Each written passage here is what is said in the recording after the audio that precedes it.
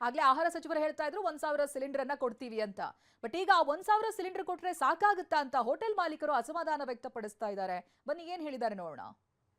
Sir 9,000 ಅವರಿಗೆ ಸಿಗುವಂಥದ್ದು ಪ್ರತಿನಿತ್ಯ, ಅದರಲ್ಲಿ 1,000 ಹೋಟ್ಲವ್ರಿಗೆ ಕೊಡ್ತೀನಿ ಅಂತ ಹೇಳ್ತಾ ಇದ್ದಾರೆ. ನಿಜಕ್ಕೂ ಇದು ಸಾಧ್ಯ ಆಗುತ್ತಾ, ಸಾಕಾಗುತ್ತಾ ನೋಡಿ, ಬೆಂಗಳೂರಲ್ಲಿ ಒಂದು 15,000 ಹೋಟೆಲ್ಗಳಿದೆ.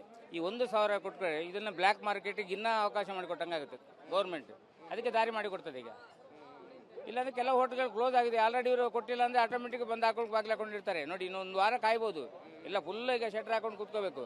ಈಗ ಹುಡುಗರನ್ನ ಸಂಬಳ ಕೊಡಬೇಕು. ಈಗ ಅವ್ರನ್ನ ಬಿಟ್ಟರೆ ಮತ್ತೆ ರಿಟರ್ನ್ ಬರಲ್ಲ ಅವ್ರಿಗೆ. ಇಂಥ ತೊಂದರೆ, ಅದು ಇನ್ನೂ ತೊಂದರೆಗೆ ಅವಕಾಶ ಮಾಡಿಕೊಡ್ತಾರೆ. ಬ್ಲ್ಯಾಕ್ ಮಾರ್ಕೆಟ್ಗೆ ಅವಕಾಶ ಆಗುತ್ತೆ ಗೌರ್ಮೆಂಟಿಂದ ಅಲ್ವಾ. ಇರೋದ್ರಲ್ಲಿ ಈ ರೀತಿ ಅಡ್ಜಸ್ಟ್ಮೆಂಟ್ ಮಾಡೋದಕ್ಕೆ ಟ್ರೈ ಮಾಡ್ತಾ ಇದ್ದಾರೆ.